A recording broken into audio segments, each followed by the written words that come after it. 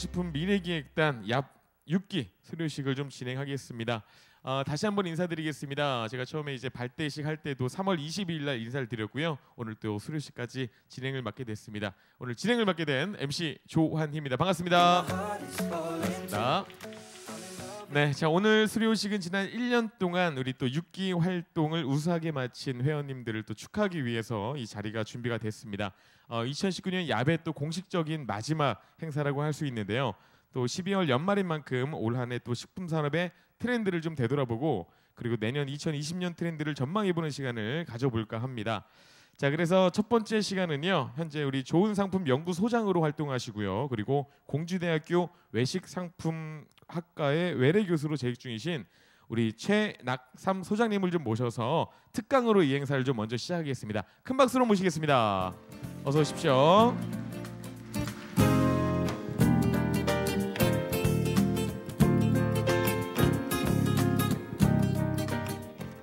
안녕하세요. 인사드리겠습니다. 최낙삼입니다. 반갑습니다. 제가 서울 사는데 사실 저 오늘 여기 처음 와봤습니다. 처음 와봤는데 일단 들어오는 분위기가 너무 좋네요. 그리고 뭔가 이렇게 뜻 있는 장소에서 이런 행사를 하게 되는 것 같습니다. 그래서 굉장히 오면서 기분 좋게 오게 됐습니다. 저는 지금 상품 기획에 관한 일들을 하고 있는데 특별히 오늘 여러분들을 만나서 올해 식품 트렌드는 어떻게 됐고 내년도 식품 트렌드는 또 어떻게 될 만한지 그리고 식품이라는 게 할만한 건가 이런 얘기들을 좀 해보도록 하겠습니다. 소개해 주신 대로 저는 지금 좋은 상품 연구소라는 연구소 상품기획 연구소를 하고 있고요. 공주대학교에서 아이들을 가르치는 일들을 하고 있습니다. 요즘 세상이 도대체 2019년도에 우리는 어떤 일들을 겪었었는지 한번 살펴보도록 하겠습니다. 여러분 지금 최근 몇 년이 굉장히 빠른 속도로 세상이 달라지고 있습니다. 아날로그 시대에서 디지털 시대로 변환되고 있죠. 사람들은 이걸 야 세월 참 빠르다, 시간 굉장히 빨리 흘러가 이렇게 얘기하고 있습니다. 근데 제가 보니까 그냥 빠르다는 말 가지고는 조금 설명이 어려운 것 같아요. 이건 지금으로 따지면 격변이라고 얘기할 만큼 굉장히 빠른 속도로 움직이고 있습니다. 그래서 어떤 분들은 열차 탄 것 같다고 말씀하시더라고요. 그것도 고속열차. 그래서 도저히 따라가기가 쉽지 않다 이렇게들 말씀하고 계십니다. 그 빠른 속도에 우리가 빨리 적응하지 않으면 안 되는 게 요즘인 것 같아요. 그 빠른 속도를 주도하고 있는 것 중에 하나가 식품인 것 같습니다. 그래서 2019년도에 어떤 일들이 있었는지 한번 살펴보도록 하겠습니다. 먼저 2019년도에 시장과 유통을 따로 나눠서 한번 볼 텐데요. 2019년도에 시장에는 어떤 일이 있었느냐? 일단 1인 가구가 폭발적으로 증가했죠. 아마 이 중에서도 학교에 혼자 아마 기숙을 하거나 하숙을 하거나 뭐 이렇게 하는 친구들이 상당히 많이 있을 것 같습니다. 혼자 사는 인구들이 지금 전체적으로 우리나라의 30%의 가구에 이르렀습니다. 그러니까 굉장히 많은 사람들의 수가 30% 1인 가구가 된 거죠. 1인 가구가 되면 어떤 일이 생기느냐? 4인 가구가 무너지기 시작합니다. 그죠? 4인 가구가 무너졌는데 집에서 4식구 살다가 오빠가 한 명이 나갔어요. 그러면 동생이 안 나갈까요? 동생은 아니면 또 나갈까요? 동생이 또 나갈 생각을 할까요? 엄마랑 같이 있을 생각을 할까요? 어떤 생각하게 될까요? 엄마 오빠 나갔잖아. 나도 나갈게 라고 얘기하는 거죠. 그래서 한 2년 터울 차이로 동생도 또 나갑니다. 그러면 아주 짧은 시간 내에 4인 가구가 갑자기 1인, 1인, 2인 가구가 돼버리는 거죠. 그래서 가장 많은 타격을 받는 곳이 우리나라 마트가 되겠습니다. 그래서 1인 가구의 성장은 우리나라에 굉장히 유통 전체 아주 큰 변화를 일으키는 그런 중요한 요소가 된다고 말씀드릴 수 있습니다. 이게 2019년도에 가장 인상 깊은 일이었고요. 두 번째는 그럼 1인 가구로 그렇게 변화되는 세대가 주로 누구냐? 밀레니얼 세대예요. 여러분보다 조금 형이나 누나일 수 있을 것 같습니다. 밀레니얼 세대가 먼저 세상이 바뀌어지는 일들을 주도하고 나가고 있습니다. 그런데 이 밀레니얼 세대가 조금 특이합니다. 물론 이제 Z 세대하고 또 다르긴 한데 밀레니얼 세대는 디지털하고 아주 익숙한 세대들이에요. 여러분들은 태어나자마자 디지털이 있었지만 밀레니얼 세대는 꼭 그렇지는 않습니다. 그런데 중고등학교 때쯤 이 스마트폰을 대하게 된 세대인 거죠. 그래서 생각하는 것도 굉장히 자유스럽고 또 정의감에 굉장히 불타오릅니다. 그래서 새로운 것 좋아하지만 정의로운 것에도 굉장히 호감을 갖고 있는 사람들이죠. 그래서 이 사람들이 지금 일궈가고 있는 대표적인 마켓 중에 하나가 농업이에요. 밀레니얼 세대들이 관심을 가지고 농업을 이렇게 두면 안 되겠다. 먹을 거 함부로 버리면 안 되겠네. 지구를 더럽히면 안 되겠다라는 생각을 하고 있는 주도적인 세력이 밀레니얼 세대가 되겠습니다. 그래서 사회적으로 큰 변화를 주도하고 있어요. 술 먹고 운전하면 됩니까 안 됩니까? 술 먹고 운전하면 될까 안 될까? 술 먹으면 운전할 수 있는 거 아닌가요? 안 된다고 얘기하시는 분들이 밀레니얼 세대예요. 예전에 제 세대만 해도 술 먹고 운전하는 거 그럴 수 있지만 야 골목길로 다니면 돼 이렇게 얘기했었습니다. 그런데 그렇게 되면 안 된다고 사회에 강력하게 메시지를 전달하는 사람들이 밀레니얼 세대예요. 세 번째는 공유 경제가 굉장히 성장했습니다. 사람들이 이제 물건을 사지 않는 거죠. 그냥 공유하고 쉐어하는 겁니다. 이건 밀레니얼 세대 특징이기도 해요. 또 자연스럽게 물건을 사면 언젠가는 버려야 되니까 버리는 것 자체가 지구를 더럽힌다고 생각하는 거죠. 그러니까 그러지 말고 빌려 쓰는 겁니다. 또 하나, 굳이 내가 이거를 사서 갖지 않아도 충분히 쓸 수 있는 것들이 여러 개가 있으니까 굳이 사지 않는 거죠. 이게 시장의 여러 가지 변화들을 가지고 옵니다.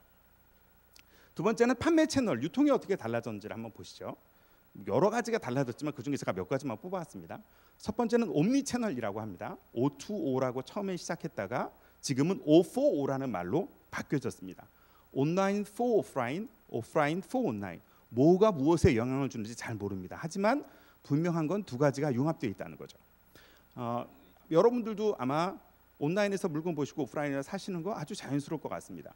그리고 심지어는 가게 앞에서 온라인으로 주문해서 다 발라보고 백화점에 올리브영에 가서 다 발라보고 색깔 다 확인한 다음에 온라인으로 주문하죠. 그런 것들이 아주 일상화되어 있습니다. 그게 요즘 유통이죠. 그러니까 유통은 지금 온라인하고 오프라인을 같이 움직이지 않으면 한쪽은 반드시 망가지게 되어 있습니다. 2019년도에 있었던 아주 특이한 특징 중에 하나였습니다. 그러니까 시장이 하나로 된다는 거예요. 왜냐? 고객이 하나니까. 여러분들이 가서 물건도 사고 여러분들이 가서 온라인에도 들렸다가 오프라인에도 갔다가 하잖아요. 그러니까 결국 고객이 하나이기 때문에 그 사람의 라이프 스타일에 맞춰서 온라인과 오프라인이 같이 움직여야 된다는 게 가장 큰 특징이 되겠습니다. 두 번째는 그렇다 보니까 상대적으로 타격을 많이 받는 곳은 오프라인이에요. 온라인은 비용이 들지 않습니다. 거의. 그죠? 근데 오프라인은 유지하는 비용들이 듭니다. 고객을 접객해야 되고 뭔가 이런 비용들이 드는데 오프라인이 너무 힘들어지는 거예요. 우리나라를 주도적으로 이끌었었던 한 20년간 그 우리나라 유통을 이끌었었던 것이 마트인데 마트가 너무 힘든 거예요. 매출이 나지 않고 사람들이 오질 않으니까 힘들어지는 거죠. 그래서 요즘 홈플러스는 물건을 팔지 않습니다. 요즘 홈플러스는 뭐 파는지 아세요? 요즘 홈플러스는 공간을 팝니다. 그래서 창고 임대업을 하기 시작했어요. 홈플러스가. 더 이상 물건을 갖다 놓고 팔면 사람들이 오지 않으니까 창고를 일정하게 띄워서 짐을 맡기는 일들을 하고 있습니다. 또 예전에는 건물을 샀어요. 근데 샀던 건물을 유지할 만큼 돈이 벌리지 않는 거죠. 그러니까 어떻게 해요? 그걸 다시 팝니다. 리스백이라는 프로그램을 하고 있어요. 샀다가 다시 투자회사에 건물을 팔아요. 판 다음에 다시 거기를 임차인으로 들어가는 형태를 취하고 있습니다. 쉽지 않다는 거죠. 오프라인은 지금 큰 변화의 시기를 겪고 있습니다. 그렇다 보니까 결국 사람을 줄이는 게 가장 큰 목표가 됐어요. 어떻게 하면 사람을 줄일 수 있을까요? 바로 무인 시설인 거죠. 그 무인 시설이 작년서부터 아주 큰 이슈로 되어 있습니다. 예전에는 무인 시설을 못했습니다. 하지만 지금은 가능하죠. IT가 있기 때문에 가능합니다. 스마트폰 갖고 들어오면 누가 몇 시에 언제 들어와서 무슨 상품 가져갔는지 다 알 수 있습니다. 우리만 조금 늦었습니다. 우리나라만 조금 늦었지 미국이나 가까운 중국만 가도 무인 매장은 너무나 많습니다. 대학교 안에도 무인 매장이 들어와 있을 정도예요. 아주 흔한 것이 됐다는 거죠. 그래서 뒤에 말씀드리긴 하겠지만 2020년도에는 무인 매장들이 훨씬 더 많이 그리고 가깝게 들어올 것 같습니다. 우리나라도 이미 이니스프리라는 화장품 여러분들이 아실 것 같은데 그 화장품도 이미 무인 매장을 운영을 하고 있어요. 그리고 또 하나는 라이브 커머스인 거죠. 라이브 커머스. 지금은 이제 오프라인 유통이 막 무너지기 시작하니까 온라인에서 사람들이 상품을 사기 시작했습니다. 그래서 인플루언서라는 말들이 아주 흔해지게 됐죠. 지금은 꼭 유명인이 아니더라도 인플루언서들이 얼마든지 상품을 사고 판매할 수 있습니다. 그리고 실제로 사람들이 거기에 영향을 많이 받고 있죠. 그래서 예전에는 셀레브리티 이러면 셀렙이라고 해서 정말 유명인들만 텔레비에 나오는 사람들만 셀렙이라고 생각했는데 지금은 그렇지 않습니다. 지금은 유튜브의 팔로워 수가 뭐 10만이다, 100만이다 이런 사람들이 있죠. 이 사람들의 파워는 엄청납니다. 저도 블로그를 오랫동안 해와서 블로그를 하고 있는데 저만 해도 제 블로그에 그저께 날짜로 500만이 들어왔어요. 500만 수가 됐어요. 누적이. 500만 수면 적은 수가 아니거든요. 적은 수가 아닌데 제가 유튜브 들어가서 보면 이건 뭐 말할 수도 없는 많은 팔로워들을 갖고 있는 사람들을 볼 수 있습니다. 그만큼 지금은 온라인으로 완전히 묶여져 있는 세대고 특히 젊은 세대들이 이제는 텍스트로 상품을 찾질 않아요. 네이버에서 물건을 찾지 않습니다. 구글에서 찾지 않아요. 처음 물건을 구매하려면 다 유튜브에서 물건을 찾는 거죠. 그러니까 이렇게 세대가 바뀌었습니다. 그래서 세대가 바뀌었기 때문에 유통도 당연히 바뀌게 된 게 2019년도에 있었던 일이 되겠습니다. 2019년도에는 어떤 일들이 주요 있었느냐? 이게 주요 키워드들이에요. 이 키워드들을 가지고 이제 2019년도의 변화를 보고 2020년도를 생각해 볼 수 있게 된 거죠. 자, 2019년도에 외식 산업 트렌드는 이렇게 세 가지로 정리해 볼 수 있을 것 같은데요. 첫 번째는 이제 필환경의 시대라는 이슈가 있었습니다. 그래서 이건 그 전년도에 친환경이라는 이야기들이 나왔다가 필환경의 시대로 넘어갔죠. 그래서 2019년도에 주요 외식 산업 쪽에서는 필환경에 대한 이슈들이 크게 부각돼 있었던 시기가 되겠습니다. 그래서 지금도 그렇지만 앞으로도 비닐이라든지 또 쓰레기라든지 이런 것들은 당연히 금지가 되는 그런 분위기로 가게 될 거고 사용을 자제해야만 하는 그런 분위기로 가게 될 겁니다. 작년도에 이런 말이 있었습니다. 크루얼티 프리라는 말이 있었습니다. 무슨 말이냐면 잔인한 게 싫다는 거죠.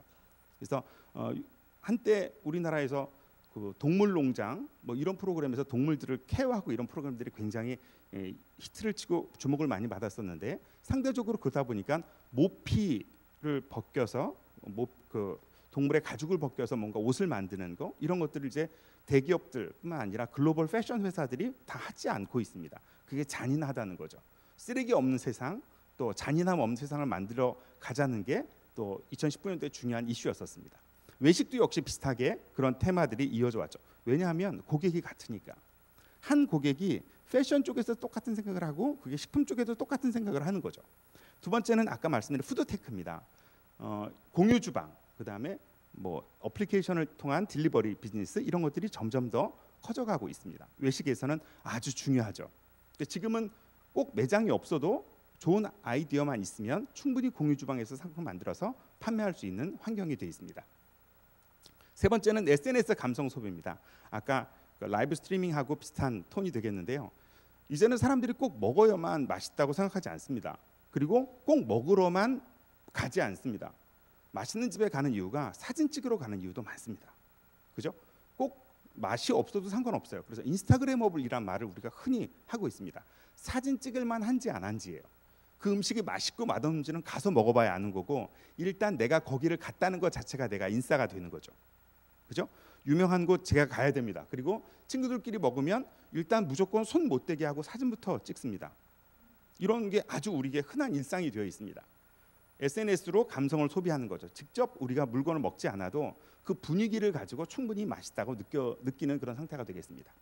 그다음 네 번째는 1인 가구 소비 트렌드가 말씀드렸던 거랑 이제 굉장히 늘어가는 거. 이게 외식에도 영향을 미치는 거죠. 외식을 미친다는 거고.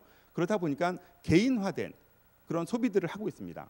예전에는 가족끼리 좋은 것, 맛있는 것, 그다음에 패밀리 레스토랑 이런 데 가서 먹었다면 지금은 그렇지 않고 그냥 저만 혼자 맛있는 셰프 요리를 시켜 먹는 거죠. 예전에는 생각할 수 없었습니다. 가족끼리 다 먹어야 되니까. 근데 지금은 혼자서 어떤 특정한 셰프가 만든 요리를 집에서 시켜 먹는 거예요. 배달을 누가 해주죠? 배달의 민족이 해줍니다. 다 가능한 거예요. 그러니까 지금은 얼마든지 혼자서 프리미엄한 스테이크를 집에서 먹을 수 있습니다. 이어서 보는 게 프리미엄한 가치 소비를 하는 거죠. 그러다 보니까 싼 거를 먹을 필요가 없는 거예요. 비싼 것도 충분히 먹을 수 있습니다. 그래서 그런 것에 더 많은 가치를 두고 있다고 생각하시면 되겠습니다. 프리미엄한 디저트 제품들이 백화점에서 굉장히 많이 팔리고 있고 또 온라인에서도 굉장히 많은 프리미엄 디저트 상품들이 판매가 되고 있죠. 비록 라면 먹고 비록 비빔밥 먹어도 디저트는 8,000원짜리, 9,000원짜리를 먹는 게 요즘 세대들이 되겠습니다. 그리고 뭐 하나요? 라면 먹을 땐 사진을 찍지 않습니다. 디저트 먹을 때 사진을 찍죠. 그러면 사람들은 다 디저트를 10,000원짜리 먹는 애가 밥은 500원짜리 먹었을 거라고 생각하지 않는 거죠. 또 우리나라는 지금 글로벌 아시아 푸드들이 굉장히 많이 들어와 있습니다. 해외여행이 아주 지금 흔해졌죠. 저가항공이 생기면서 해외로 나가는 여행객들이 굉장히 수가 많아졌습니다. 매년 갱신되고 있습니다. 이분들이 멀리 갈 수 없는 거죠. 저희 회사 직원도 30대 중반인 직원이 한 명 있는데 이 친구는 한 달에 한 번씩 일본을 갔었습니다. 지금 요새는 눈치 보여서 못 가고 있더라고요. 한 달에 한 번씩 일본을 가서 그 친구 한때는 일본의 지도를 그리더라고요. 일본 도쿄의 지도. 그래서 골목길 지도를 그리면서 너무 희열을 느끼는 거예요. 그러니까 그런 친구들이 있는 거 보면 아시아 쪽에 지금 푸드들이 굉장히 많이 들어와서 이거는 우리에게 새로운 기회가 되는 것 같습니다. 분명히. 그리고 그렇다 보니까 우리나라가 점점 더 아열대로 기후가 바뀌니까 젊은 농부들 중에서는 우리나라에서는 자라지 않는 나무들을 갖다가 키우는 친구들도 있어요. 혹시 여러분 우리나라에 파파야라는 나무가 나오는 거 아세요? 국산 파파야? 모르시죠? 저도 깜짝 놀랐습니다. 국산 파파야를 기르는 농가가 있어요. 다 젊은 사람들이에요. 그렇게 길러서 이분들 동남아시아 쪽에 베트남, 우리나라 베트남 음식점들이 얼마나 많습니까? 그 음식점들에 공급을 하고 있어요. 그래서 쏨땀 이런 거 아주 맛있게 하는 사람들이 있습니다. 그러니까 글로벌 푸드가 점점 더 아주 공고화됐고, 베트남 가면 콩카페 여러분 다 가보셨을 것 같습니다. 베트남 가면 안 갈 수가 없는 곳이죠. 하도 사진들을 많이 찍어서 드디어 그 콩카페는 한국에 매장을 냈습니다. 매장을 어떻게 냈느냐? 베트남에서 자재를 가져왔어요. 베트남에서 자재를 가져와서 마포에 만들었습니다. 그 정도로 우리나라가 지금 아시아 쪽 푸드에 굉장히 열광하고 있죠. 19년도를 잠깐 돌아봤습니다. 20년도엔 그럼 어떤 일이 있을까? 우리나라 전체적으로 보면 경제 전망은 사실 그렇게 썩 좋지가 않습니다. 우리나라 나라 전망은 썩 좋지 않습니다. 그래서 아마 올해는 내년도에는 2% 성장 좀 어렵지 않을까? 이렇게 사람들이 보고 있습니다. 근데 2% 성장하니까 야 우리나라도 망하는 거 아니야 이렇게 생각하지만 절대 그렇지 않습니다. 전 세계적으로 보면 나쁘지 않은 수치입니다. 나쁘지 않은 수치고 충분히 우리나라 더 가능성이 있다고 말할 수 있을 것 같아요. 나라 살림도 우리나라가 처음 500조 시대로 들어갔습니다. 작년까지는 490조 뭐 이 정도였었는데 처음으로 내년 살림이 513조로 확정이 됐죠. 다만 염려되는 건 가계 부채예요. 가계 부채가 1570조로 굉장히 많은 부분을 하고 있습니다. 그러니까 우리나라 사람은 한 사람 딱 태어나면 조카가 태어나자마자 한 7천만 원 빚진다고 생각하시면 돼요. 그래서 굉장히 이 가계 부채는 좀 부담스러운 부분들이 있는데 어쨌든 우리나라 전반적으로 상황은 그런 상황이 되겠습니다. IT 기술은 굉장히 발전해 있죠, 우리나라가. 그래서 말씀드렸던 대로 무인 이런 샵들을 운영할 수 있도록 해주는 기술 뭐 이런 것들이 계속 발전하게 될 것 같습니다. 제가 가끔 학생들한테 그런 얘기합니다. 니네는 예전에 저 잘할 때만 해도 컴퓨터 못하면 사회생활 못한다는 얘기 했었거든요. 지금은 어때야 되느냐? 지금은 빅데이터와 AI를 모르면 사회생활하기 어려운 세상이 곧 온 것 같습니다. 여러분이 다 하실 필요 없습니다. 하실 줄은 몰라도 개념은 알고 계셔야 돼요. 그게 이제 앞으로 살아가는 툴이 될 것 같습니다. IT 기술들은 점점 더 고급화되고 아주 세밀해지는 그런 방향으로 2020년도 가게 될 것 같아요. 정치 경제적으로는 뭐 이런 셀프 매장 이런 것들이 점점 더 많아질 것 같고 소비자들의 여가 생활을 어떻게 활용하게 할 것이냐. 그래서 옛날에는 얼마만큼 주머니에서 돈을 더 많이 쓰게 할까? 이게 유통업 하시는 분들의 고민이었다면 지금은 그게 아니라 얼마나 이 사람들을 오래 머무르게 할까? 이렇게 생각하고 있습니다. 여러분 혹시 아시나요? 한 장소에서 사람이 3시간 이상 머무르면 뭐 하는지 아세요? 한 장소에서 사람이 3시간 동안 머무르면 뭐 할까요? 밥을 먹습니다. 밥을. 그래서 어떻게든 밥을 먹을 수 있도록 3시간 머무를 수 있게 하는 콘텐츠들을 유통업체에서 고민하고 있어요. 그러니까 돈을 쓰러 오세요라고 하면 돈을 잘 안 써요. 저 사람들의 의도가 빤하구나 이렇게 보이는 거죠. 그래서 돈 쓰러 오라고 하면 돈을 쓰지 않지만 여기 놀러 오세요라고 하면 옵니다. 여기 사진 찍으러 오세요. 그러면 옵니다. 와서 3시간만 있으면 밥 먹습니다.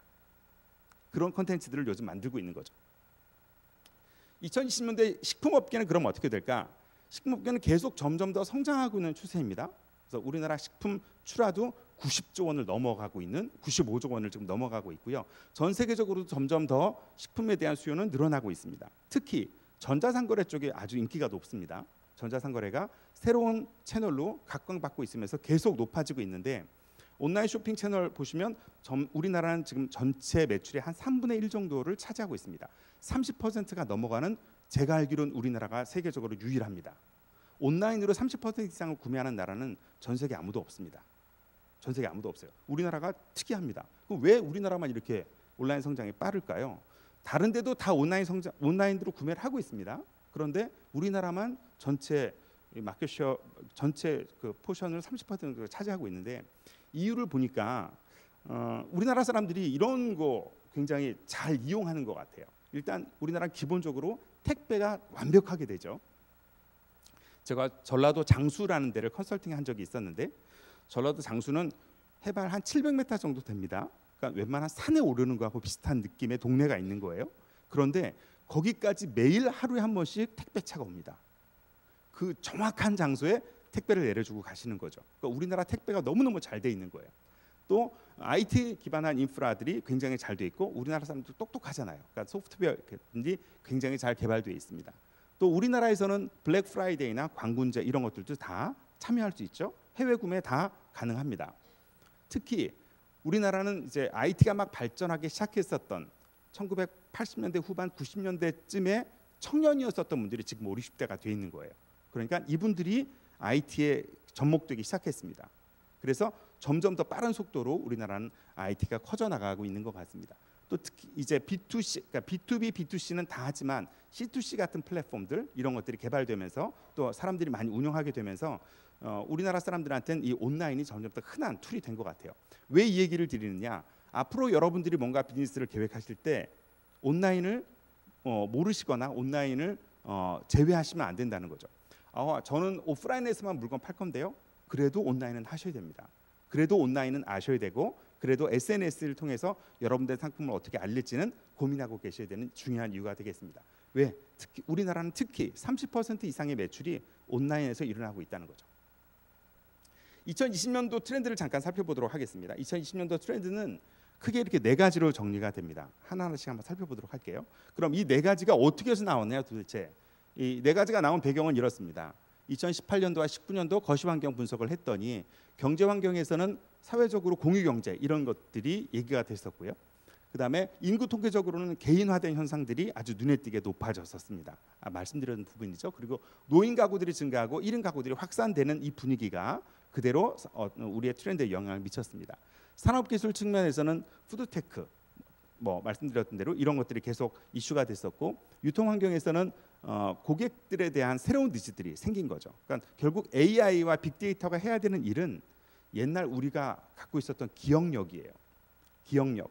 예전에 장사를 잘했던 사람들의 공통된 특징이 뭐냐? 기억력이었습니다. 그래서 누가 오면 누구 오셨어요? 그때 뭐 사가셨죠? 그거 잘 쓰고 계세요? 이렇게 물어봐주는 사람. 그러면 사람들이 급하게 친밀감을 느끼죠. 그래서 기억력 좋은 사람이 장사를 잘했어요. 근데 지금 시대가 바뀌어서 컴퓨터로 넘어갔다가 다시 AI로 온 겁니다. AI는 결국 기억력이에요. 기억 속에서 사람과 상태를 분류해내는 능력을 뜻합니다. 빅데이터를 통해서 분류를 해내는 거죠. 그래서 기억력이라는 것이 아주 사람에게 개별적으로 맞는 이런 능력과 솔루션들을 제공하게 됩니다. 사회 문화적으로는 참여와 공유, 쉐어링 이런 것들이 막 늘어나면서 세분화, 연결성, 편의성이라는 소비 가치를 사람들이 중요시하게 된 거죠. 그래서 이런 부분들이 소비 트렌드로 자연스럽게 연결이 됩니다. 그래서 경제 환경, 소비 환경, 산업 환경 측면에서 각각 그린오션, 바이미, 포미, 그다음에 멀티 스트리밍 소비, 그다음에 편리면 외식 이런 키워드들이 생기게 됐죠. 하나씩 한번 살펴보도록 하겠습니다. 그린오션은 아까 말씀드린 필환경의 연장선이라고 보시면 되겠습니다. 예전에 우리가 레드오션, 블루오션 이런 얘기 했었습니다. 근데 지금 무슨 얘기하냐? 그린오션이라는 얘기를 합니다. 그래서 친환경이 기업의 지속 가능성에 굉장히 중요한 키를 잡고 있다고 표현하는 거죠.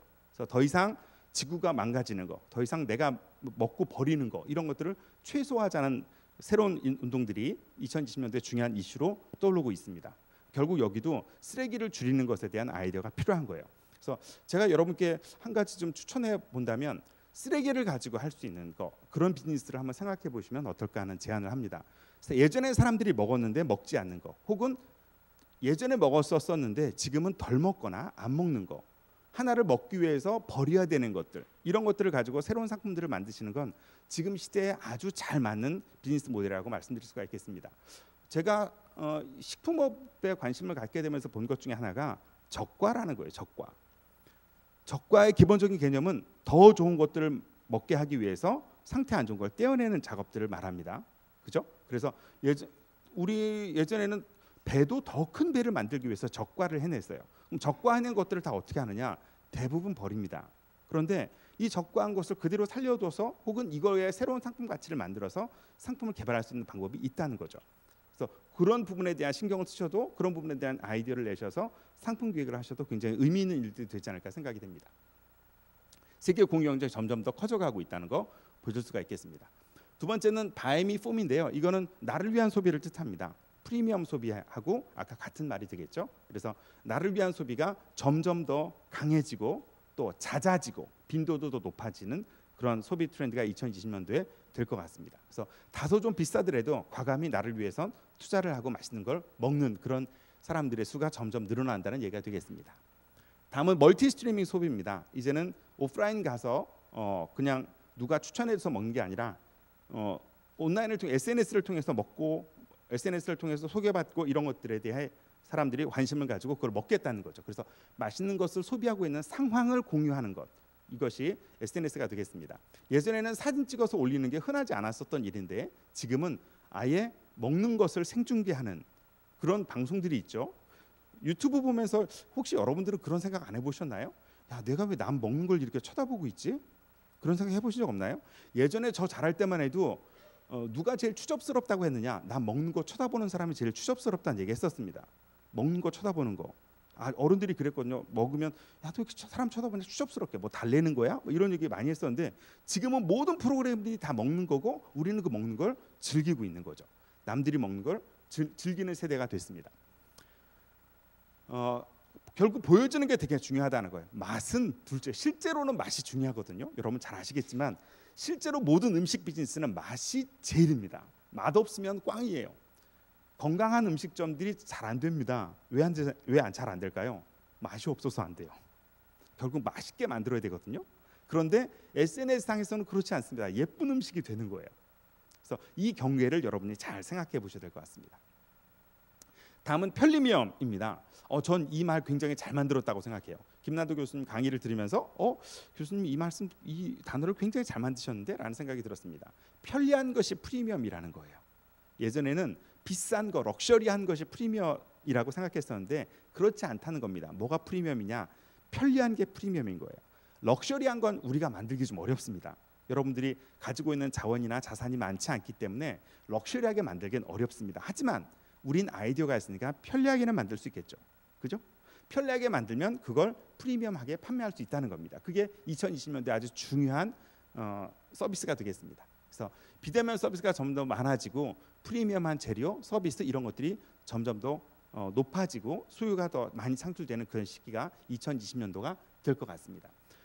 올해 나온 단어 중에 하나가 멀티페르소나라는 단어였는데 한 사람이 하나의 의견만 갖고 있는 것이 아니라 다양한 옵션을 가지고 상품을 선택한다는 얘기가 되겠죠. 그래서 내가 아침에 나갈 때, 점심에, 저녁에, 퇴근 후에 다 서로 다른 나를 가져간다는 거죠. 그래서 아침에는 비록 싼 거를 먹어도 저녁 때는 비싼 거를 먹을 수 있고 저녁에는 아예 안 먹기도 하고 뭐 이런 다양한 옵션을 갖고 있는 초개인화된 자기 이런 것들을 맞추는 게 2020년도에 중요한 소비 트렌드가 되겠습니다. 자, 그러면 이제 식품 쪽에 얘기를 해봤는데 글로벌 마켓은 그럼 어떻게 될까? 글로벌 마켓 얘기를 잠깐 해보도록 하겠습니다. 이 글로벌 마켓은 제가 지금 소개해드리는 건 홀푸드에서 제안을 한 거예요. 홀푸드에서 2020년도에 이런 것들이 유행하게 될 것 같다라고 제안을 한 건데 제가 그걸 우리나라에서 지금 일어난 일하고 조금 연결을 해봤습니다. 꼭 우리나라에 꼭 맞진 않잖아요. 그래서 외국의 사례가 우리나라에 어떻게 적용될 수 있는지를 소개해보도록 하겠습니다. 먼저 해외에서 제일 첫 번째로 얘기하는 건 재생농업이에요. 재생농업. 뭐냐면 망가진 땅을 새롭게 복구하는 겁니다. 아까 우리 얘기했던 필환경하고 비슷해요. 친환경에 대한 이슈가 우리나라만 있는 게 아니라는 겁니다. 그러니까 전 세계적으로 다 똑같이 환경에 대한 이슈는 계속 높아지고 있는 거죠. 그럼 우리나라는 이거 어떻게 적용될 수 있을까? 우리나라에는 지금 많이 나오는 게 사회적 농업이라는 이슈입니다. 그죠? 그래서 치유, 상생 이런 것들이 농업에도 다 적용될 수 있도록 하는 프로그램들이 개발되고 있습니다. 치유 농업이 첫 번째 해외에서 나온 이슈였고요. 두 번째는 곡물가루에 대한 얘기입니다. 곡물가루, 밀가루에 대한 반감이 생각보다 높습니다. 그리고 우리나라에도 그런 분이 조금 있다고 얘기 들었는데 밀가루에 대한 거부 반응이 있는 사람들이 많은 거죠. 그래서 지금 우리나라에서도 쌀가루라든지 이런 것들을 계속 개발해내는 일들을 하고 있습니다. 그다음 해외에서는 서아프리카에서 온 식품 이런 것들이 또 내년도에 홀푸드에서는 주목받고 있는 것 같아요. 근데 우리나라에도 재작년부터 들어와 있는 너츠가 하나 있습니다. 브라질 너츠라고 드셔보셨나요? 네. 그런 것들이 또 우리나라하고 연관돼서 얘기해 볼 수 있을 것 같습니다. 해외에서는 내년도에 냉장으로 만들어지는 제품들에 주목하고 있습니다. 냉장용 즉석 식품이라고 부르는 거죠. 그래서 이거는 예전에는 냉동 아니면 신선 두 가지였었는데 이제 냉장으로 상품이 유통이 되면서 훨씬 더 풍부한 식감을 고객들에게 제공하려고 하는 노력들이 미국 홀푸드에서 시작되고 있습니다. 지금 우리나라에서도 메일 유업을 중심으로 해서 냉장 유통되는 스프 이런 것들이 이제 나오기 시작했어요. 예전에 스프들은 죽하고 좀 달랐습니다. 죽은 다 이렇게 망가져 있잖아요. 원형을 보기가 어려운데 스프는 원형들이 좀 살아있는 형태로 운영이 됩니다. 그러려면 예전 기술은 다 냉동이었어요. 근데 지금은 냉장된 제품들이 판매되고 있다는 거죠. 버터도 좀 확대되는 분위기인 것 같습니다. 저탄고지라고 얘기를 하죠. 그래서 주로 C를 통해서 우리가 할 수 있는 키토제닉이라는 열풍이 내년에도 여전히 계속 유행될 것 같다. 그러니까 결국 여러분들이 C에 대해서도 조금 관심을 가지실 수 있다는 얘기가 되겠죠. 그러면 새로운 상품을 계획할 수 있을 것 같습니다. 특히 우리나라의 길림양행 같은 회사는 여러분 아시나요? 이 저기 허니버터 아몬드? 우리나라의 허니버터 아몬드라는 걸 처음으로 만든 회사입니다. 길림양행이. 그런데 우리나라에 아몬드가 안 나는 거 아세요? 우리나라 아몬드는 다 수입입니다. 근데 이 길림양행이라는 회사가 아몬드를 미국 거로 수입해다가 한국에서 가공을 해서 다시 미국에 팝니다. 그래서 전 세계에서 유일하게 조미 아몬드라는 새로운 카테고리를 만든 회사가 길림양행이라는 회사예요.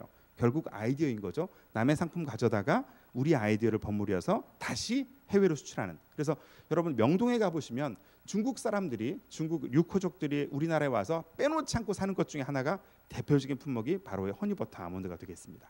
결국 아이디어로 할 수 있다는 거죠.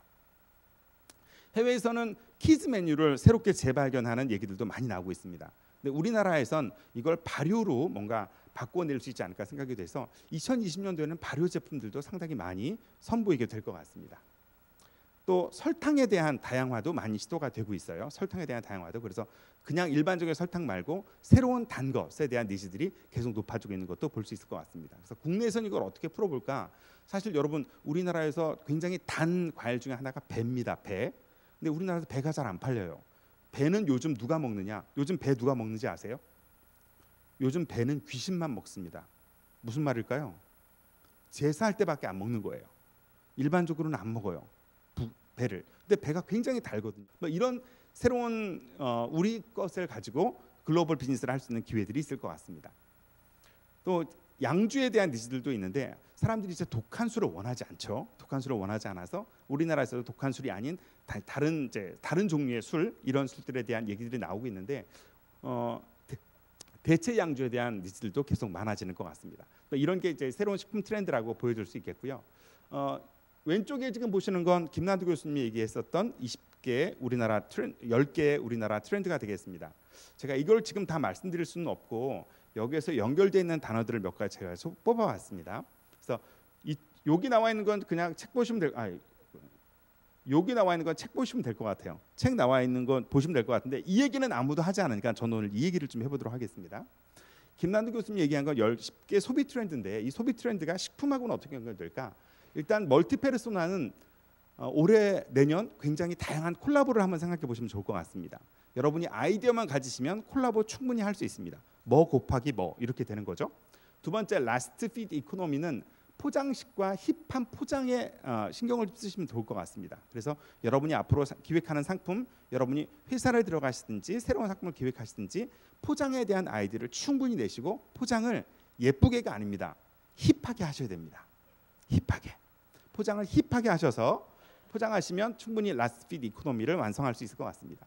세 번째는 페어플레이라는 건데요. 아까 말씀드렸던 것처럼 B급 식재료, 부산물 이런 것들을 가지고 새로운 식재료를 제안하는 건 투자라든지 또 사람들의 관심을 얼마든지 받을 수 있는 요소가 되겠습니다.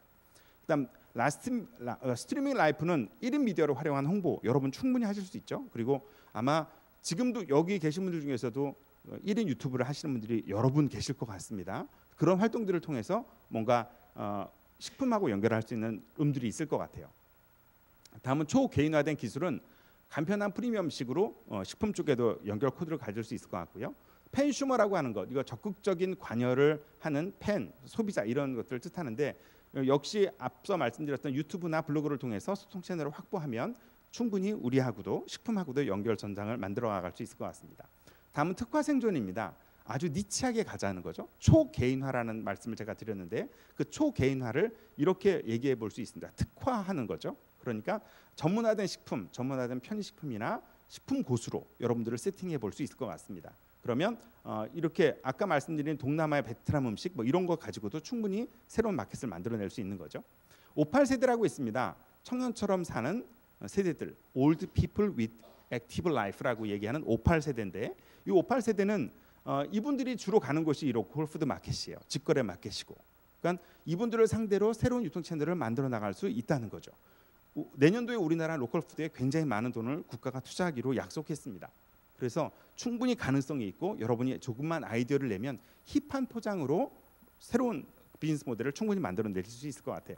또 다양한 푸드테크와 접목하는 편리미엄도 또 식품 쪽에서 연결해 볼 수 있을 것 같고요. 또 업글린간이라고 하죠. 그래서 맞춤형 비타민 이런 제품들이 이제 새로 나옵니다. 종합 비타민이 아닌 거예요. 종합 비타민이 아니라 맞춤형 비타민, 나한테 딱 맞는 비타민을 수시로 체크해서 3개월마다 한 번씩, 6개월마다 한 번씩 내 몸 상태에 맞는 비타민을 제공하는 이런 프로그램들도 개발되고 있습니다. 그럼 앞으로 식품 산업은 어떻게 될까요? 이 얘기만 해보고 정리를 해보겠습니다. 앞으로 식품 산업은 어떻게 될까요? 전체적으로 세계 시장 규모는 계속 커지고 있습니다. 새로운 식품 산업에 기회들이 많이 보이는 것 같습니다. 실제로 발전할 수 있는 기회들이 많고 특히 젊은 여러분들이 하실 수 있는 농업에서의 일은 굉장히 무궁하다고 생각이 되거든요. 그래서 올해뿐만 아니라 올해 이어져서 여러분들이 2020년도에 새롭게 이제 우리나라 농업 쪽에 관심을 갖고 또 진출하시게 될 텐데 꼭 잘 진출하시고 멋지게 아이디어를 내셔서 우리나라 농업이 앞으로 나가는데 일조해 주셨으면 감사하겠습니다. 감사합니다. 네, 고맙습니다. 자, 우리 최낙삼 소장님께서 2020년 또 새로운 트렌드에 대해서 또 멋진 강의를 해주셨습니다. 다시 갑니다. 가위바위보, 가위 앉으세요. 자, 가위바위보, 가위 앉습니다. 가위바위보, 보자기 앉으세요. 자, 가위바위보, 주먹 앉으세요. 자, 세 분, 자, 가위바위보, 주먹 앉습니다. 네, 축하드리겠습니다. 네, 옆에 주시고, 네, 고맙습니다. 자, 오늘 수료식을 위해서 우리 AT 한국농산식품유통공사 우리 사장님께서 축하하기 위해서 와주셨으니까 여러분을 위해서 또 인사 말씀을 해주신다고 합니다. 여러분 반갑습니다. 한국농산식품유통공사 사장 이병호입니다. 오늘 수료식에 참석하기 위해 전국 각지에서 와주신 대한민국 농식품 미래기획단 얍 6기 여러분 진심으로 환영합니다. 얍 6기 발대식과 수료식이 모두 이곳 매헌 윤봉길 기념관에서 열리게 되었습니다. 대한민국 건국 100주년인 올해 조국의 미래에 대해 누구보다 치열하고 뜨겁게 고민했던 윤봉길 의사의 삶을 기념하는 장소에서 여러분의 시작과 마무리를 함께하게 된 점을 매우 뜻깊게 생각합니다.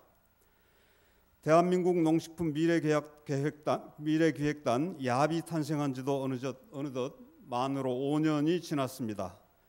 올해 활동한 회원의 숫자가 1000명에 이르고 누적 회원 수가 8000명을 넘을 정도로 많은 청년들이 얍과 함께 해왔습니다. 식품 산업은 세계적으로 연간 7조 원이 넘는 거대 산업이자 여전히 잠재력이 가장 높은 산업 중 하나로 꼽히고 있습니다. 인류가 존재하는 한 결코 사라지지 않을 산업이 바로 식품 산업이기 때문입니다. 하나의 산업이 지속적으로 성장하고 발전하기 위한 핵심 요소 중 하나가 바로 인재 육성입니다. 우리 농식품 산업에 누구보다 관심과 열정을 지닌 여러분들이야말로 대한민국 농식품 산업의 미래를 이끌어갈 훌륭한 인재들입니다. 지난 1년간 AT와 함께한 다양한 얍 활동을 통해 많은 것을 보고 듣고 느낄 수 있었으리라고 생각합니다. 지난 1년간의 경험이 여러분 앞날에 무엇보다 소중한 밑거름이 되시기를 바랍니다. 우리 농업과 식품 산업에는 여러분처럼 젊고 적극적이고 창의적인 인재를 필요로 하는 곳이 매우 많습니다. 지금까지 쌓아온 경험을 바탕으로 여러분이 대한민국 농식품 산업에 새로운 바람을 일으켜 주시기 바랍니다. 올 한 해 보여준 여러분의 열정과 노력에 격려의 말씀을 드립니다. 우수한 성과로 수상의 기쁨을 안게 된 분들에게도 진심으로 축하의 말씀을 드립니다. 다가오는 2020년에는 얍 6기 여러분 모두가 마음껏 꿈을 펼칠 수 있기를 AT가 응원하겠습니다. 감사합니다. 네, 고맙습니다. AT 한국농수산식품유통공사 사장님이시자 그리고 농식품 미래기획단의 얍에 또 아주 지지를 해주고 계시는 우리 이병호 사장님의 인사 말씀을 들어봤습니다. 다시 한번 박수 부탁드리겠습니다. 네, 고맙습니다. 자, 그러면 지금부터 2019 대한민국 농식품 미래기획단 얍기로 또 수료를 하게 되었습니다. 많은 우수팀들이 있었지만 그 중에서도 우수성과 그 상위 6개 팀에게 AT 사장상을 시상을 하도록 하겠습니다. 그리고 금년도 대상 수상팀은 AT 사장상과 더불어서 장학금 300만 원을 그리고 AT 한국농수산식품유통공사 2020년 청년 인턴으로 정시 채용될 예정이라고 합니다. 자, 그럼 먼저 2019 대한민국 농식품 미래기획단 올해 장려상 팀부터 발표하겠습니다. 장려상 팀의 주인공은 시드투게더 그리고 듀엣 그리고 시그리컬처 팀입니다. 축하드립니다. 네, 큰 박수로 장려상을 받은 우리 학생분들에게 다들 학생의 축하의 박수를 함께 맞이해 주시면 감사드리겠습니다. 고맙습니다. 자, 그러면 장려상 첫 번째 주인공인 시드투게더 학생분들 앞쪽으로 나와주시고요. 자, 그러면 장려상부터 시상을 하도록 하겠습니다. 장려상 팀명 시드투게더. 이 사람은 AT 한국농수산식품유통공사에서 운영 중인 대한민국 농식품 미래기획단의 일원으로서 남다른 열정과 활발한 활동으로 뛰어난 성과를 거두었기에 이 상장을 수여합니다. 2019년 12월 20일 한국농수산식품유통공사 사장 이병호 축하드리겠습니다. 여러분 박수 부탁드립니다. 네, 장려상 수상팀에게는 공사 사장상과 함께 팀당 100만 원의 장학금이 수여가 되겠습니다. 네, 진심으로 축하 말씀을 드리겠습니다. 여러분 다시 한번 박수 부탁드립니다. 네, 장려상 팀명 듀엣. 네, 이하 내용은 같습니다. 축하드리겠습니다. 네, 마찬가지로 상장과 더불어서 100만 원 장학금 그리고 또 사장님께서 꽃다발도 함께 또 전해 주시겠습니다. 네, 축하드리겠습니다. 네, 장려상 팀명 시그리컬처 이하 내용 같습니다. 축하드리겠습니다. 네, 마찬가지로 사장상과 그리고 100만 원 장학금 그리고 꽃다발까지 전달을 해드렸습니다. 자, 계속해서 기념 촬영까지 함께 이어지겠습니다. 우수상의 주인공은 청청청 팀입니다. 축하드립니다. 네, 바로 시상을 하겠습니다. 우수상 팀명 청청청. 이 사람은 AT 한국농수산식품유통공사에서 운영 중인 대한민국 농식품 미래기획단의 일원으로 남다른 열정과 활발한 활동으로 뛰어난 성과를 거두었기에 이 상장을 수여합니다. 2019년 12월 20일 한국농수산식품유통공사 사장 이병호 축하드리겠습니다.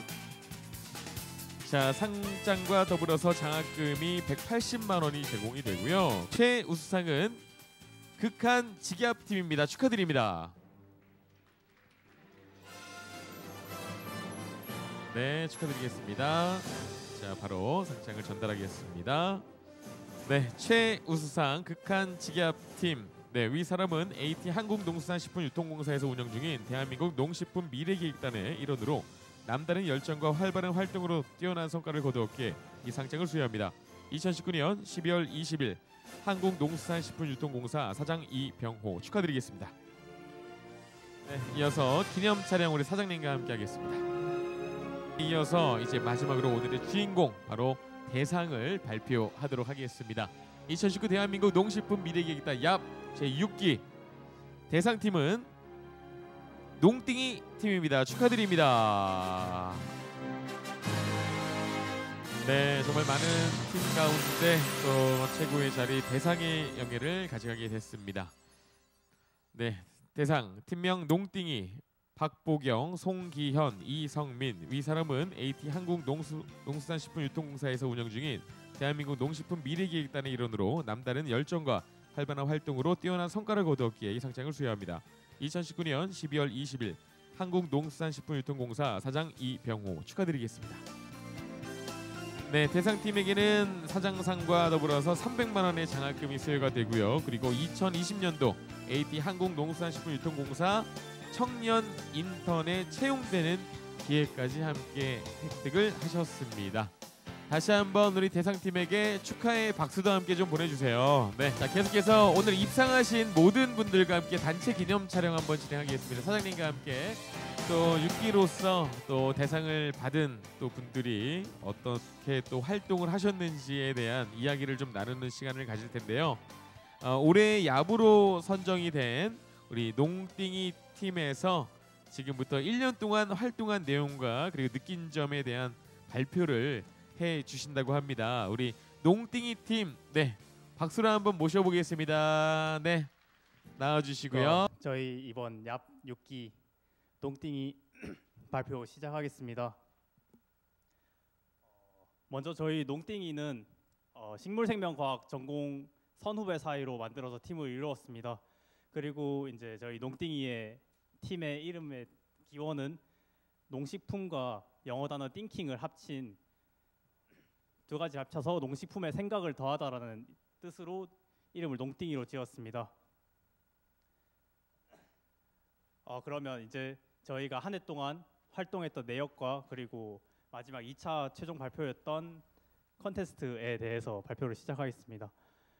네, 먼저 저희가 이미 여기 와 계신 분들은 다 아시겠지만 저희가 이제 4월부터 11월까지 진행한 얍 활동에 대한 내역입니다.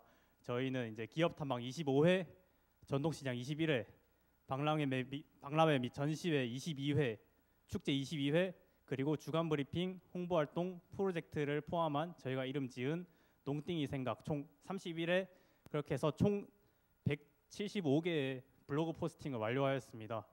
이제 오른쪽 지도에서 보이는 사진은 저희가 다녀온 횟수를 포인트의 크기로 나타낸 것입니다. 이제 저희의 지역이 대구인 만큼 대구 인근 지역을 많이 다녀온 것을 볼 수 있습니다.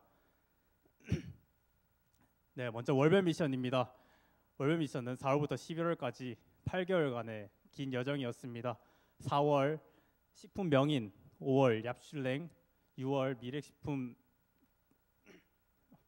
미래식품 기획단, 7월 꿈의 기업 마케터, 8월 스타트업 기자단, 9월 푸드테크와 추석, 10월 농식품 미래 기자단, 11월 농업인의 날 홍보 영상까지 정말 긴 여정이었다고 생각합니다.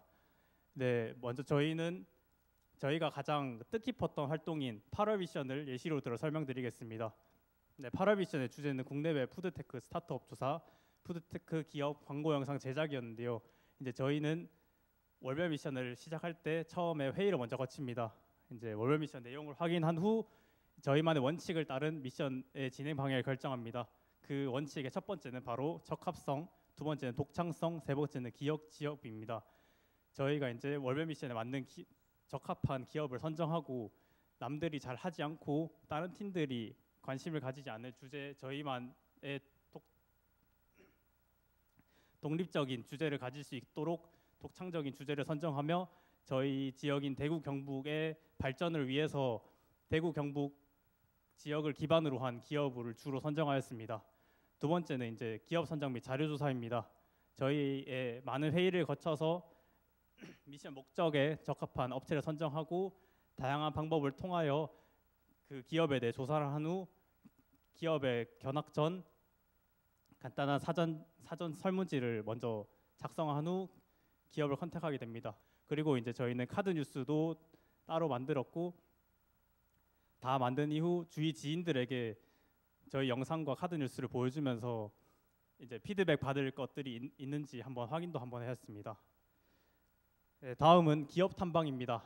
기업 탐방도 월별 미션과 다르지 않게 여러 가지 단계를 걸쳐서 진행하였는데요. 먼저 저희가 견학해보고 싶은 기업을 컨택한 후 기업에 대해서 사전 조사를 진행하고 그 다음 기업을 탐방한 후 갔다 온 뒤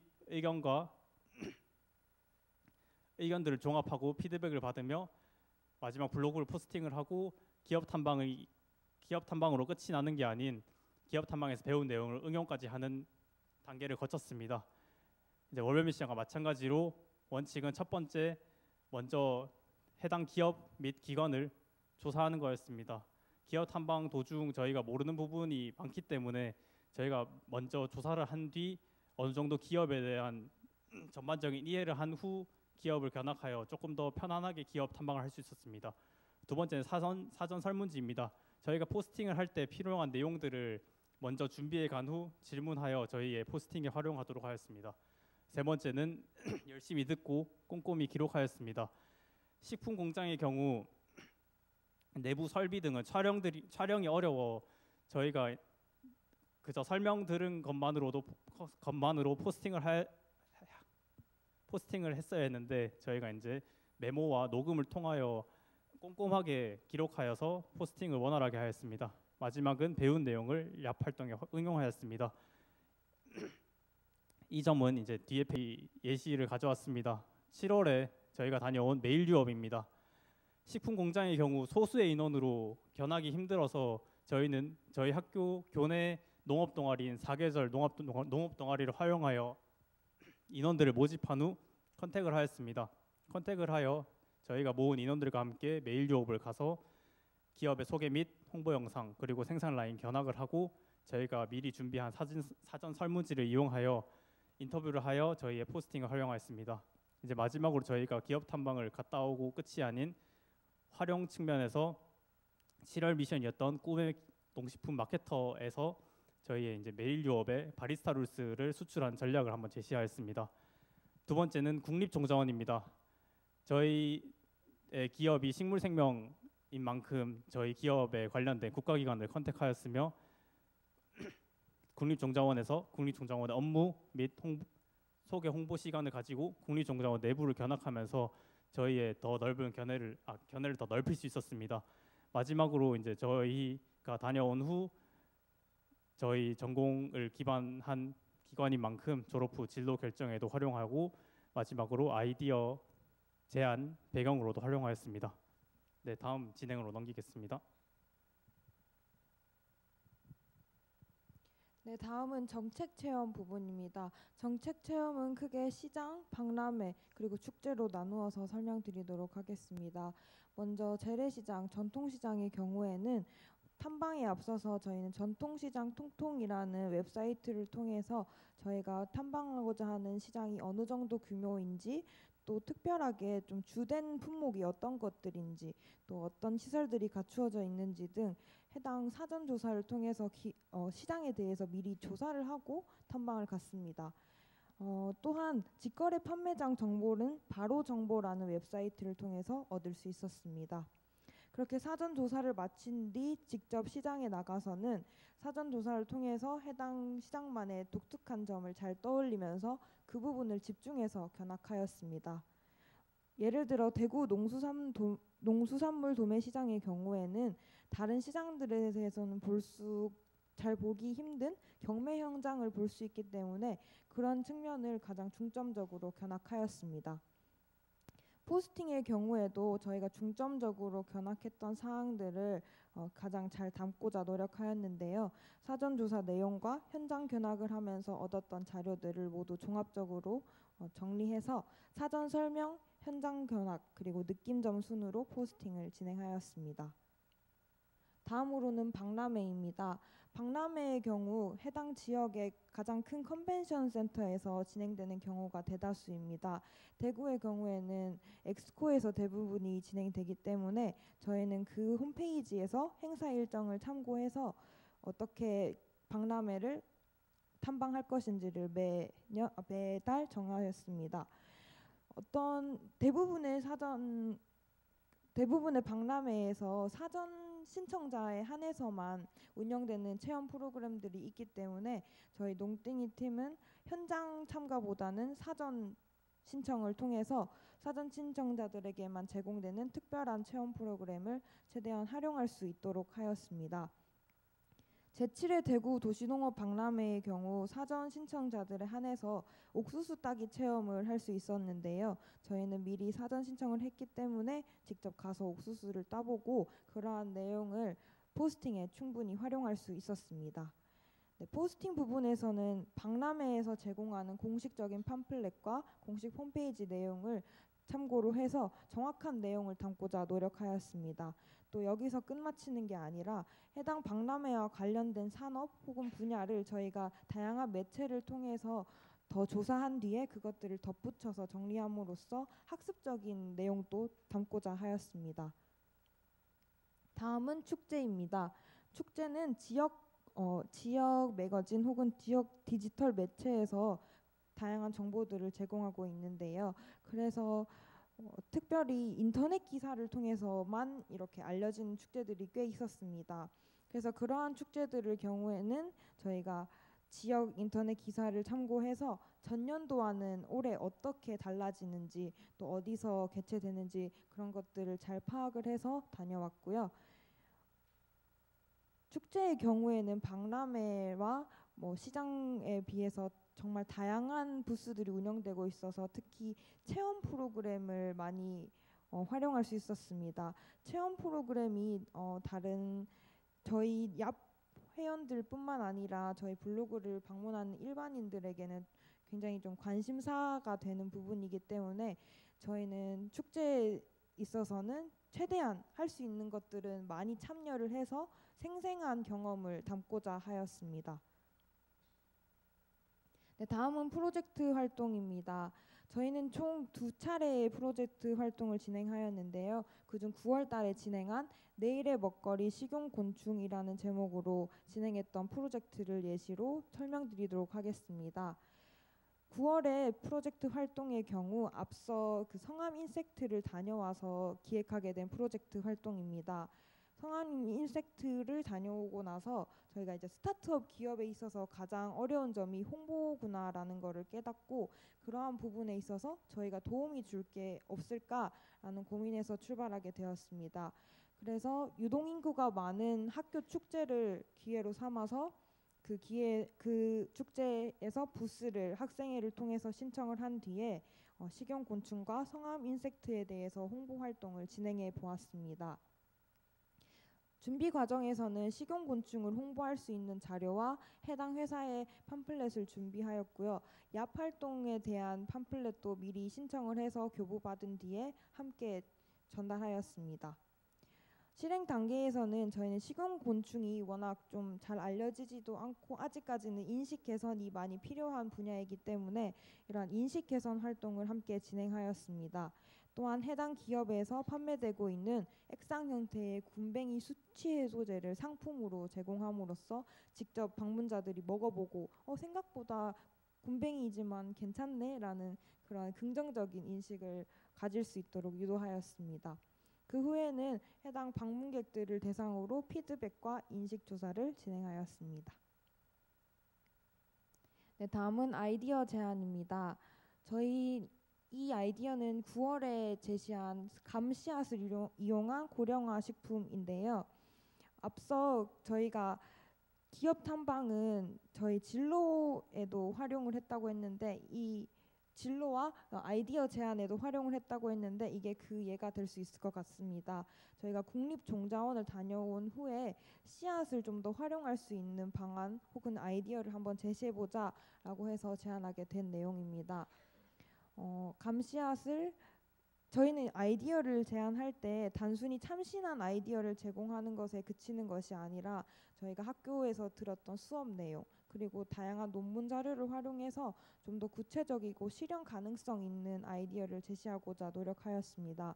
그래서 이 경우에는 식품 가공학 강의 내용을 참고를 하였고 또 곶감의 인지기능 개선 효과에 관한 국립산림과학원 자료 그리고 대한의학협회지에서 제공되는 알츠하이머병의 새로운 약물 치료를 참고하여 제안하게 되었습니다. 다음으로는 농띵이 컨텐츠입니다. 저희는 매 활동마다 나름의 차별화 전략을 가지고 활동을 진행하였습니다. 그 차별화 전략 첫 번째는 구체적인 정보 전달입니다. 저희는 해당 방문지 혹은 축제, 박람회에서 제공되는 홍보 팜플렛과 공식 홈페이지를 충분히 활용해서 가장 정확한 정보들을 블로그 포스팅에 담고자 하였습니다.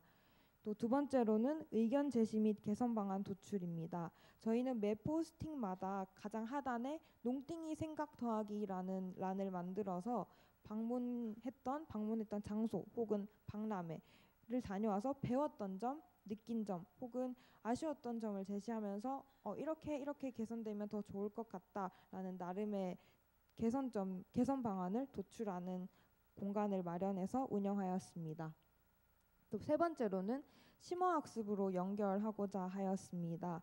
저희는 그 한 활동을 그 활동에 그치는 것이 아니라 앞서도 계속해서 언급했듯이 뭐 기업 탐방의 경우 그 기업의 제품을 다음 월에 미션에 사용한다던가 아니면 기업 탐방 후에 그것을 활용해서 아이디어를 제안한다든가 얍 활동 내에서도 그 연계성을 조금 높여보고자 노력하였습니다.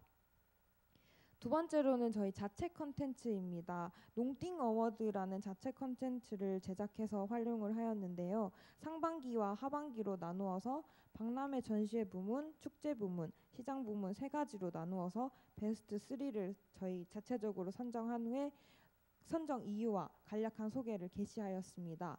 이것을 진행했던 이유는 이제 축제와 박람회의 경우 매해 비슷한 내용으로 비슷한 시기에 개최가 되기 때문에 내년 혹은 그 내후년에 그러한 박람회 혹은 축제에 방문하고자 하는 사람들이 이것을 보았을 때 좀 더 도움이 되는 방문 가이드라인을 제공하고자 제작한 컨텐츠입니다.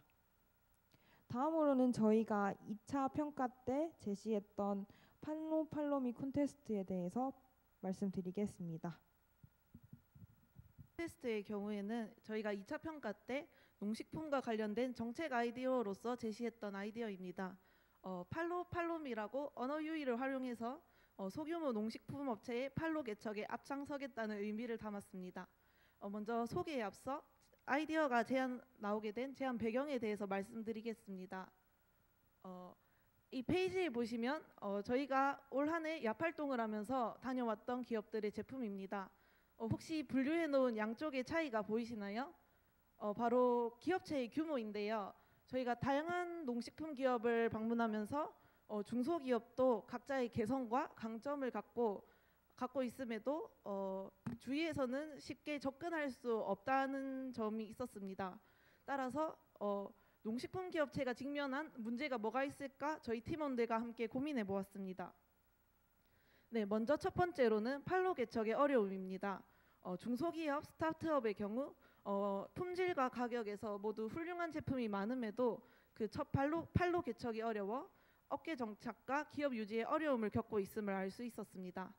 두 번째로는 높은 홍보 비용, 홍보 부족입니다.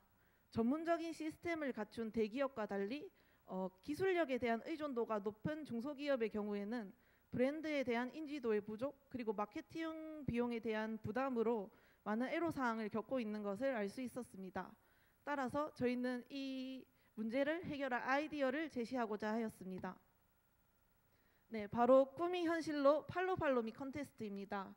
팔로미 컨테스트는 경쟁을 통해 유망한 중소농식품 기업을 발굴하고 또 성장시킴으로써 국내 농식품업의 경쟁력 제고 및 지속적인 발전을 도모하고자 하는 목표로 만들었습니다. 컨테스트는 총 6단계로 진행되는데요. 그 세부 운영 방식에 대해서 말씀드리겠습니다. 먼저 첫 번째 서류 평가입니다. 스타트업 및 중소기업체를 대상으로 그들이 제출한 기업 소개서 또 제품 설명서가 바탕이 되어 평가를 하여 역량 강화 2단계인 역량 강화 교육을 받을 대상자를 선정합니다. 이런 역량 강화 교육을 넣은 이유는 역량 강화뿐만 아니라 또 앞 나올 단계들에 대한 대비를 하기 위함입니다. 이런 유통 실무 중심 교육을 통해서 중소식품 기업이 직면한 마케팅 부분에 대한 실질적인 가이드라인을 제공할 수 있으며 또 식품 기업 현장 실사 대응 실정 교육을 통해서 중소기업이 대기업이나 대형 유통업체에 납품하게 됐을 때 받을 현장 실사에 대비하여 중점 관리 사항이나 심사 형태에 따른 대응 방안을 습득할 수 있도록 도움을 주기 위해서 마련했습니다. 이렇게 강화 교육이 끝나고 나면은 다시 저희는 평가의 단계로 넘어가게 됩니다. 평가는 총 발표 평가, 제품 평가, 현장 평가 총 3단계로 이루어지는데요. 여기서 평가 구성원들은 홈쇼핑, 대형마트, 백화점 등 각 유통 분야의 대표업체 PM 그리고 각 관련 기관의 담당자, 마케팅 전문가 등 다양한 집단의 전문가로 구성되어 다각면으로 평가할 예정입니다. 이렇게 다양한 평가위원을 구성하는 이유는 가령 부담 없는 가격과 용량을 가진 제품인 경우에는 대형마트보다는 편의점에서 더 강점을 가지는 것과 같이 컨테스트에 참여하는 다양한 유통업체가 다양한 유통 채널을 만나서 적합한 채널에 입점할 수 있도록 도움을 주기 위함입니다. 3단계 발표 평가는 중소식품 기업이 하는 PT 발표를 통해 진행이 됩니다. 여기서 선발된 기업들은 다시 제품 평가로 들어가게 됩니다. 제품 평가를 넣은 이유는 이런 사업성이나 아이디어도 중요하지만 농식품의 경우 본질적인 맛이 중요하기 때문에 맛에 대한 평가도 넣어두게 되었습니다. 그 다음으로 5단계 현장평가입니다. 현장평가는 1년의 평가 과정을 거쳐 선발된 기업들에 대한 확인 단계로 선정 기업의 식품 제조 환경을 방문하여 안정성, 위생 등에 대한 생산 환경에 대한 점검이 이루어질 것입니다. 이렇게 다양한 평가 과정을 거치고 나면 이제 계약 진행의 단계만 남게 되는데요. 중소기업은 유통 채널과 가격 조정, 납품 기간 등 세부적인 입점을 위한 계약 진행이 이루어지게 됩니다. 또한 수상한 업체의 경우 농산물 마케팅 전문가 과정 교육비 지원 등을 통해 전문적인 마케팅 교육을 습득하고 또 현업에 적용할 수 있도록 마무리 지원까지 할 것입니다. 저희 컨테스트만의 차별점이 있다면 보통의 컨테스트의 경우에 수상 업체가 상금과 같은 금전적인 지원으로 마무리가 됩니다. 하지만 저희 컨테스트의 경우 일단 컨테스트를 참여하는 기업들이 다양한 유통 채널을 만남으로써 연결이 성사될 수 있을 것이며 또 더 나아가 수상한 업체는 입점의 확보라는 확실한 성과까지 얻을 수 있을 것입니다. 네, 이로써 가지는 기대 효과에 대해서 말씀드리겠습니다. 저희는 효과를 얻는 주된 주체를 중심으로 설명을 드리겠습니다. 먼저 국가의 경우 우수 제품 발굴 및 육성을 할 수 있을 것입니다.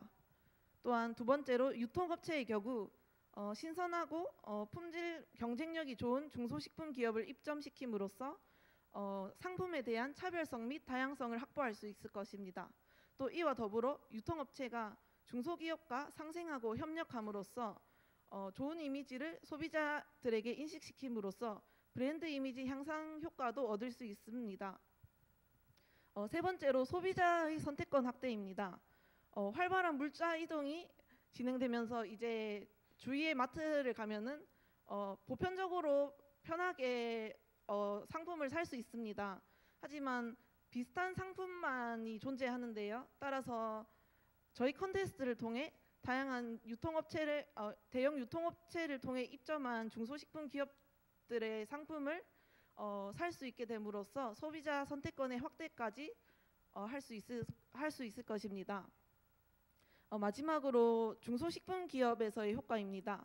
먼저 중소식품 기업은 파급력과 접근성이 높은 대형 유통업체에 입점함으로써 식품 기업의 매출 증대에도 이득을 줄 수 있을 것입니다. 또한 그런 입점함으로써 노출이 되는데요. 홍보 비용 부담 경감과 또 자체 홍보를 할 수 있을 것입니다. 긴 시간 발표 들어주셔서 정말 감사합니다. 네, 고맙습니다. 자, 우리 뚱땡이 팀이 1년 동안 함께했던 활동 내역에 대한 발표를 잘 해주셨습니다. 고맙습니다. 감사합니다. 끝으로 2019년도 야비해온 일들과 그리고 2020년도 또 추진 방향에 대해서 또 우리 AT의 우리 이경진 대리님이 한 해 동안 또 고생 많으셨는데요. 오늘 또 발표까지 준비하셨습니다. 박수로 맞이해 주시기 바랍니다. 네, 안녕하세요. 저는 한국농수산식품유통공사 식품외식기획부에서 청년 일자리 창출 담당을 하고 있는 이경진 대리라고 합니다. 반갑습니다. 밖에 날씨가 많이 추운데 이렇게 많은 분들이 와주셔서 너무나 감사를 드립니다. 저는 올 한 해 우리 한국농수산식품유통공사에서 어떠한 식품인력 양성 사업에서 어떠한 일들을 진행했는지 간략하게 좀 설명을 드리고 내년도 2020년도 사업은 어떻게 진행이 될 건지 한번 말씀을 드리려고 합니다. 네, 우선 첫 번째로는 농식품 미래 기획단에 대해서 먼저 말씀을 드리려고 합니다. 잘 아시겠지만 농식품 미래 기획단은 정부의 최우선 국정 과제인 청년 일자리 창출에 기여를 하기 위해서 AT가 독자적으로 구성한 청년 커뮤니티라고 할 수 있겠습니다. 양질의 청년 일자리 매칭 지원과 함께 사회적 가치 실현에 적극적으로 대응하고 있는 청년 커뮤니티라고 할 수 있겠습니다. 저희 얍은 농식품 산업의 미래 자산인 인재를 육성하고 새로운 일자리를 만들고 좋은 일자리를 키워나가는 것이 저희 얍의 목적이라고 할 수 있겠습니다. 2014년부터 시작된 얍은 다양한 프로그램들이 진행되고 거기에 많은 학생들이 참가를 하면서요. 많이 감사하게도 입소문을 많이 내주셨어요. 그렇게 돼서 저희는 계속 꾸준하게 회원수가 증가를 하고 있고요. 2019년도 같은 경우에는 저희 온라인 네이버 카페에는 약 7,900여 명이 넘는 회원들이 지금 가입을 하고 있고 저희 얍 회원은 순수하게 4,900여 명이 넘는 회원들이 지금 활동을 하고 있습니다. 저희가 이런 얍 활동을 통해서 성장한 청년들이 농식품 기업 등으로 진출을 하면서 농식품 산업에 대해서 좀 더 한 단계 도약에 대해서 힘을 쓰고 있고요. 청년들의 원활한 진출을 위해 인재를 양성하고 일자리 창출 등 사회적 가치 실현에 앞장서고 있는 게 농식품 미래기획단 얍이라고 할 수 있겠습니다. 그렇다면 저희 농식품 미래기획단의 추진 목적에 대해서 말씀을 드리겠습니다. 첫 번째로는 일자리 매칭 지원이라고 말씀을 드릴 수 있을 것 같아요. 저희는 식품기업과 연계를 하여서 청년들이 직접 일할 수 있는 일자리를 매칭을 하고 지원을 하면서 일자리 네트워크 구축에 주도적인 역할을 하고 있습니다. 그중에 대표적인 사업이 저희 식품기업과 연계한 인턴십 사업이라고 말씀을 드릴 수 있을 것 같아요. 저희는 2017년 이전부터 계속 꾸준히 해오고 있었는데 그 전에는 좀 식품기업과 연계해서 인재들을 교육하고 양성하는 데 초점을 맞췄다면 18년도부터는 직접적인 일자리를 만들어내는 데 착안을 했습니다. 18년도부터 채용 연계형 인턴십을 진행을 하고 있고요. 올해는 좀 더 확대를 해서 진행을 하고 있습니다. 두 번째로는 사회적 가치 지원입니다. 저희는 수도권에서 오신 분들도 많겠지만 지역에서도 오신 학생들도 많을 것 같아요. 근데 그런 분들이 조금 취업을 준비할 때 힘든 게 수도권에 비해서 취업이라든지 창업에 관한 정보가 좀 얻기가 힘들다. 이러한 애로사항이 좀 많았습니다. 그래서 이러한 정보 격차를 해소하기 위해서 저희는 전국의 취창업 역량 강화 교육 등을 실시를 하면서 여러한 취창업 정보를 얻을 수 있는 기회를 제공하였고요. 이런 활동을 통해서 일자리 지원 분야의 불균형을 해소하는 것이 저희의 또 다른 목적이라고 할 수 있겠습니다. 그렇다면 2019년도에는 저희 식품 외식 산업 인력 양성 사업에 대해서 어떠한 실적이 있었는지 한번 말씀을 드릴게요. 첫 번째는 일자리 매칭 지원입니다. 좀 전에 말씀드렸다시피 저희는 식품기업과 연계해서 인턴십 사업을 진행을 하고 있습니다. 저희가 작년 같은 경우에는 4개의 식품기업과 함께 연계를 해서 진행을 했었고요. 올해 같은 경우에는 10개의 식품기업과 함께 진행을 하고 있습니다. 그렇기 때문에 저희는 올해 같은 경우는 104명 정도 인턴을 선발을 해서 운영을 하고 있고요. 그중에 96명 정도가 정규직으로 채용 예정으로 잡혀 있습니다. 두 번째로는 저희는 식품기업 인사 담당자와의 네트워크를 좀 확대를 했습니다. 저희 일자리 성공 패키지에 참여하신 분들이 계실지 모르겠는데 그중에 저희 인사 담당자와 함께하는 토크 콘서트라는 부분이 있어요. 그럼 저희가 그런 프로그램을 진행을 하면서 좀 더 청년과 식품기업과의 일자리 네트워크를 많이 진행을 했습니다. 수도권을 포함해서 다양한 이제 지역 여러 권역을 돌면서 저희가 이런 식품기업 인사 담당자와 함께 채용 설명회를 한다든지 질의응답을 하는 시간을 가짐으로써 청년들은 기업에 대해서 좀 더 알아볼 수 있는 기회를 가질 수 있고 기업 인사 담당자들은 청년들에 대해서 좀 더 알아볼 수 있는 그런 기회장을 마련하였습니다. 그래서 올해 같은 경우에 한 779명 정도가 참여를 하셨네요. 두 번째로는 저희 사회적 가치 반영에 대해서 말씀드릴 수 있겠습니다. 저희는 일자리 성공 패키지를 통해서 각 지역 학생들과 함께 여러 가지 네트워크를 구축을 했습니다. 저희 일자리 성공 패키지에 총 487명이 참가를 하면서요. 각 수도권뿐만 아니라 각 지역의 학생들도 함께 네트워크를 강화하였다는 데 의미가 있겠습니다.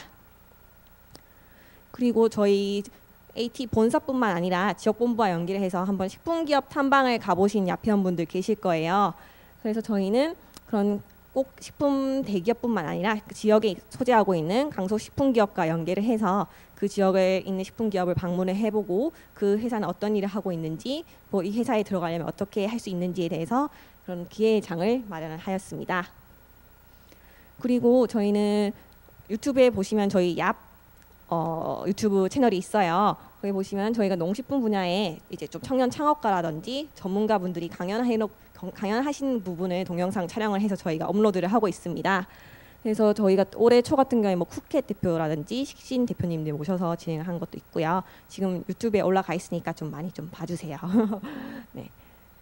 그리고 여러분이 지금 활동하고 있는 청년 커뮤니티 야합입니다. 저희가 농식품 네트워크 야합을 운영을 하고 있는데요. 다양한 활동을 재밌게 진행을 해주셨습니다. 그래서 저희 우리술 대축제 홍보라든지 저희 우리 농산물 구매 캠페인 활동 등을 같이 진행을 해주셨습니다. 그래서 올 한 해는 6기 회원수만 925명에 이르고요. 온라인 회원수는 누적 회원으로 한 7,900여 명이 넘는 걸로 지금 집계가 되고 있습니다. 이런 걸로 보아서 농식품 분야의 아주 독보적인 청년 커뮤니티로 볼 수 있겠습니다.